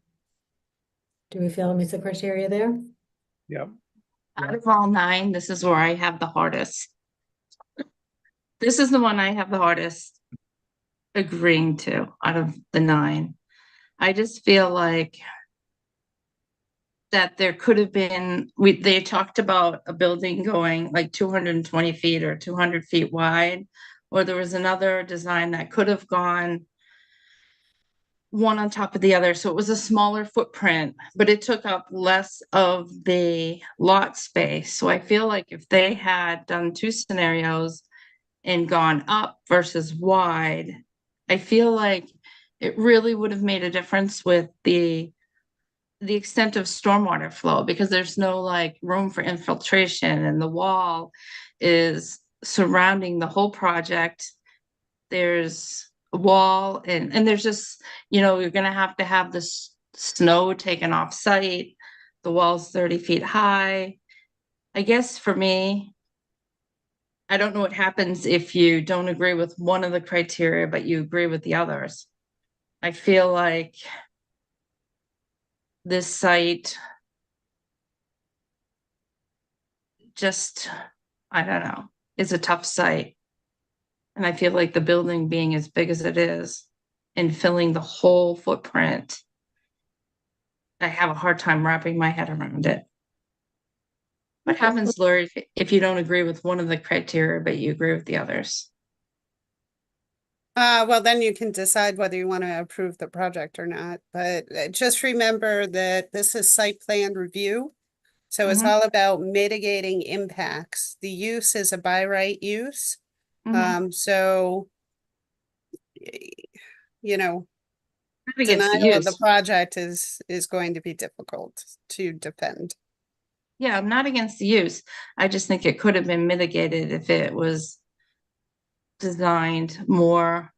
I do remember, I know the Vertical. public hearings closed, but I do recall, I think it was Dave who had mentioned during the public hearing that that was a preliminary design that wasn't privy to feedback from the fire chief as to what the needs were of the department. So the point of that preliminary design was just to see if they could fit a fire station on the site. So it wasn't based on a survey. It wasn't based on a detailed analysis of what the needs were of the fire department. So that, you know, it was just a concept. So Yeah, I'm not it talking does about the not, 2000. the prior design does not meet the fire department's needs, I is wasn't my talking about understanding of that what was one. said. But at the beginning, you know, there were a couple different designs where it was a design, current design, and there were different massings to choose from. And it wasn't the 2019 one. It was the one where they were choosing different designs. And I don't And I believe just- that was subject to planning board approval. The planning board didn't see any of that. That was the building committee. yep. So I don't know how you would use that information that was not submitted to the planning board as a reason for denying one of these criteria, because it wasn't part of the record. It's not part of the application. And I for one never saw those, other than, you know, just a basic concept of the exterior elevations. Okay. But I probably guess I the have a lot of, members didn't see it. okay. I just have concerns with the stormwater flow coming off of that site. And a couple other. Okay, so it sounds like Amy does not think that criteria has been met. Next is reduce the risk of groundwater contamination from on-site wastewater disposal systems or operations on the premises, etc. Yep. Yep. Okay. Improve pedestrian, bicycle, or vehicular safety, both on the site and egressing from it. Yep.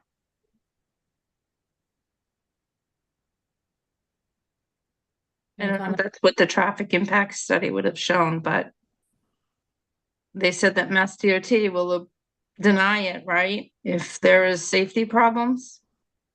Yeah, it So I sounded like guess it's. he had the engineers. Mhm. Improve access to each structure for fire and other emergency service equipment. I hope so. I know, I Yeah. hope so. If you don't meet this criteria, this is a very bad, sad plan. Okay. Reduce visual intrusion by controlling the visibility of parking, storage, or other outdoor services, except other outdoor service areas viewed from public ways. Yep. Yep. Achieve greater consistency and compatibility with the surrounding area as to building design or scale or site design. Yep. I think because of operational needs, it doesn't meet the scale, but it couldn't because of the type of building it is. Mhm. So I think I agree with it that they did what they could with what they had to do. Like it's really big compared to the neighboring sites, but for operational needs, they needed it. So Mhm. Okay, reduce glare from headlights, reduce light trespass from luminaries onto adjacent lots or street, or light overspill into the night sky. Yep. Okay, avoid the removal or disruption of historic, etc. elements. Yep. Okay, and reduce obstruction of scenic views from publicly accessible locations. Yep. There were no variances on this one, so I don't think that applies. Were there variances? I don't think so. Yeah. Well, There there were a was. couple of variances that the ZBA granted. Okay, so anything required has already been granted, so. Okay, so with that, any further deliberation? Amy, you mentioned number one, sounds like otherwise, the board at large feels that it meets the criteria. Is the board ready to vote, or would you like to have any further deliberation on this one? We have a motion and a second, so we'll call the vote. I'm ready. Okay. Okay, so the motion has been made and seconded to grant site plan approval for subject to findings of fact 1 through 10 and conditions 1 through 9 and conditions A through X. Amy has requested us submit a statement that this is a site plan approval for the planning board and that it still goes to town meeting for budgeting approval.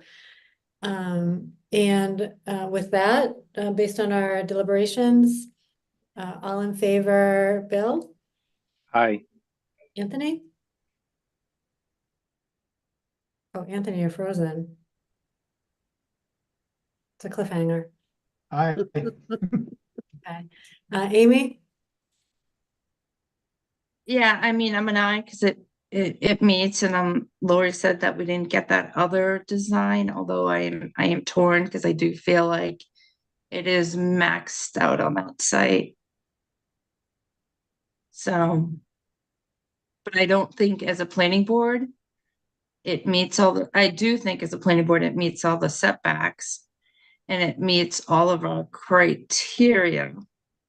Except for the fact of, I do think there is a stormwater flow increase. So I don't know, if I say no to that one criteria, it's only 1 out of 9, so. Can I say no to that criteria yet and then just approve it because the majority of the criteria is approved? Or if I say no to that criteria, do I say no? So the decision would reflect the majority vote.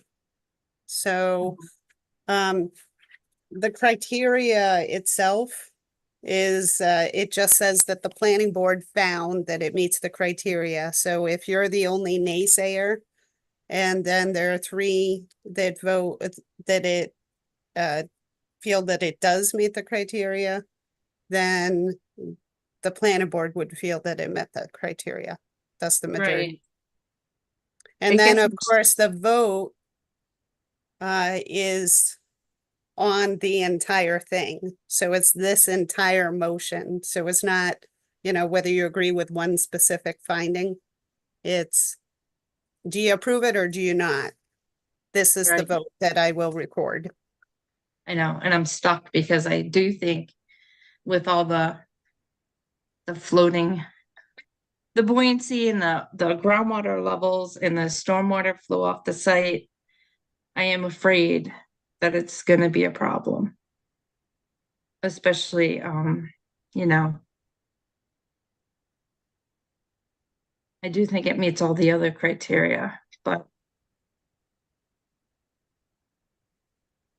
I mean, for a site plan in the future, like, could a request from the board, and it's only me, so I'm not pushing the other board members to do it, but could you say that the building has to shrink to give more infiltration so there aren't water problems or wall height problems, or that's not something a site plan can do? Well, they already are infiltrating the roof runoff. So the issue is that they're sending some of their stormwater flow to the catch basin that's in under Mass DOT jurisdiction. It's in the street.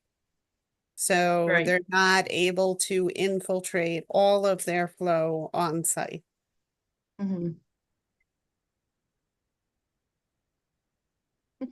It's so confusing.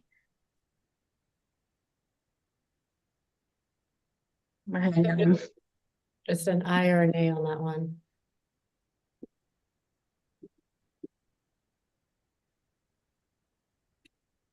So, of course, the public hearing's closed, so we can't ask for the opinion, but I believe what the information on the stormwater flow that they were showing previously. So right now, the existing condition is an undeveloped site. So the 79% increase, I believe, is a 79% increase of the developed site versus the undeveloped site. So it's not increasing the total flow to that catch basin by 79%. It's just from this site. Jim, can you just nod your head if I'm right? Yes. Right, but I think our decision criteria says reduce clearing, grading on the site, reduce the volume of cut, fill, number of removed trees, length of removed or altered stone walls, area of wetland vegetation, or the extent of stormwater flow increase from the site. But I feel like there's so much water, there's gonna be a stormwater flow increase. And what if there is? They have to deal with it and fix it, or it's just gonna flood. So Mass DOT is, has to approve it. So Mass DOT will either approve it or not. So what they can say is they can say, well, you know, the catch basin that we have there is inadequate to be able to handle the flow. So you have to do something else, either increase the size of the catch basin, maybe install another catch basin in the street. So it's Mass DOT to approve or not approve. Okay, if that's the truth, and that Mass DOT will regulate that, and we're not gonna have a flood, then I will be an I. Okay. So Everybody on pins and needles. we have Bill's an I, Anthony's an I, Amy's an I, and Carrie's an I.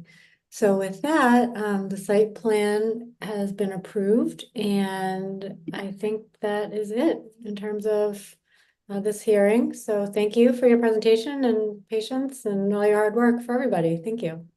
Thanks, guys. Have a good night. Thank you. Right. All right, thank you. Thank Good you. night. Yeah. Good night. And Millie's back.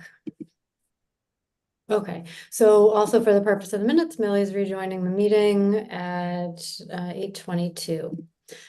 Okay, next on the agenda, our planning board committee appointments. So we need to sort this out. We have, let's see. We have open space, CMRPC, CPC. What else do we have? No more groundwater, Design review, design review. What am I missing? Those are the stuff- CMRPC, CMRPC, I got that. Open space, MPIC. PIC. That everybody? Traffic study committee or traffic committee? Traffic safety. Did you already say CPC? Yep. Yeah. Yep. Is historical or no? No, we don't have someone. Oh, don't we? Oh, no, Millie, you're just on No. that separate. Yep. That's just for fun. And Okay, I heard we actually have to find someone for, what is the other one? Has to do with ground earthworks. I heard Chris step down DeSantis okay, on the so. earthworks board. Okay, So we either have to appoint one of us or find someone from the outside. We could double check, but I read that he resigned. and who's our finance? Oh, we appointed John Ray. Is that right? Yeah, John Ray Yes. for financial planning. Yep. All right. So sticking with the ones, what people are currently on now, is there anyone who wants to keep their current appointment? Or any current appointments that anybody's enjoying and would like to keep? I would love to keep CPC, but if somebody else wants it, that's fine with me, but I do love it. Okay. Bill, how about you? I'd like to keep traffic safety. Okay. Amy, how about you? I'd like to keep MPIC. If anybody wants design review, they can go for it. But I'll keep it if nobody wants it too, because we're just finishing the checklist, but if someone wants to try it, that's fine too. Okay, Anthony, are you smiling because you want to give it a try? Nope. Anthony, anything you are partial to? I like open space. Okay. Well, that puts me back in CMRPC, which I no longer can really do well because I travel so much, so I miss a lot of their stuff. So if I'm in the spot, I'm sort of a warm body in the spot, and I don't know if anybody else could make better use of it if you were really interested in it or wanted to How go to the. often do they meet? There's there are quarterly meetings and then there's an annual meeting. And then if you choose to do like a committee, you can do a committee. It has been hybrid. The annual meeting has been hybrid. The quarterly meetings they've allowed for a remote option for quite some time now, so I anticipate it would stay that way. It's really great in terms of like, and in fact, Bill, not to try to sell you on it, but in the traffic and safety capacity that you're in, it might be great to like make some of those contacts, like in the, you probably know all about it in general, but Sujatha, yeah. So that may not be I'll do bad. CMRPC. Okay. All right, Bill, nice. Well, seeing as how I just finished another committee, I got time. When finished? Ability. Town hall feasibility. Gave the final report yesterday. Oh, I was gonna go through that in the subcommittee update. all righty. Well, I would have no committees, which is fine You with want- me. Do you want MPIC? You can have it if you want. But if you want no committees because you're super busy, that's fine too. It's not that, it's just traveling makes it hard to get. Is MPIC in person? Because that's harder if I'm gone, I can't go to it. Well, No, but it's pretty regular. yeah, it's once a month. It's in person, but they're trying to make it a hybrid. Lori, is that your committee? Do you think that'll It happen? is. Yeah, I mean, I've been trying, right now they're doing like updates to the various recommendations. They've been talking about stepping away from downtown revitalization. However, I did get them to commit if we get the grant for the wayfinding and branding, then they are going to be working with the consultants to develop the program. So that's one project that's coming down the pike. Are there Um, resident seats left too? Like if I gave it up, could I go for a resident seat? Because I'd I don't- hate not to follow it through, but I Oh, would give well, it to Amy, Terry. I don't have to have a committee. But I feel bad not giving you one. I don't feel But bad. I not- think No, I think she's fine. She's I the think we chair. had one or two That is the resident committee. seats open.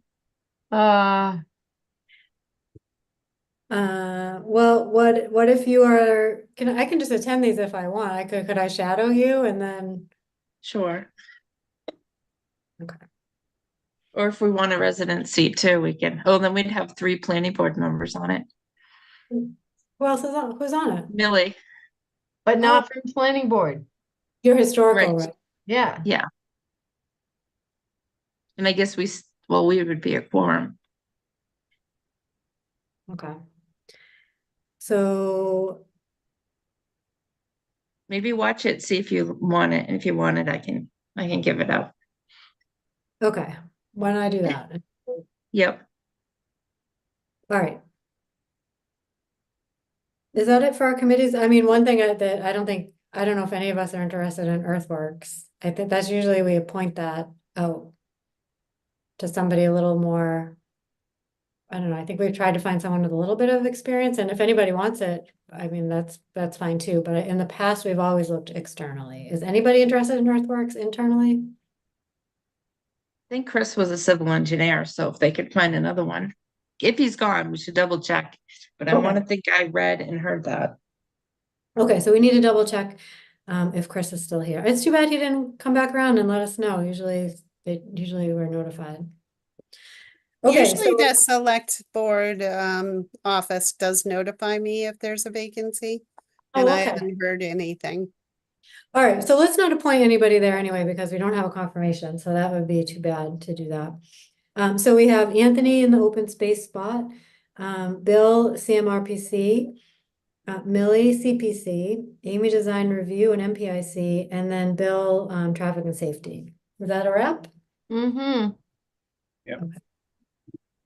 Okay, let's see, minutes for approval from May 21st and June 4th.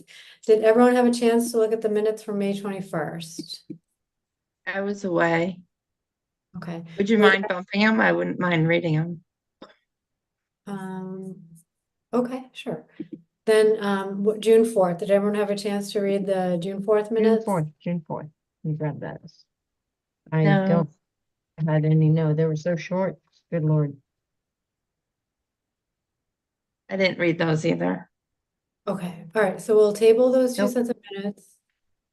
They're super quick, by the way, the June 4th ones too. Yeah. So it shouldn't take too long.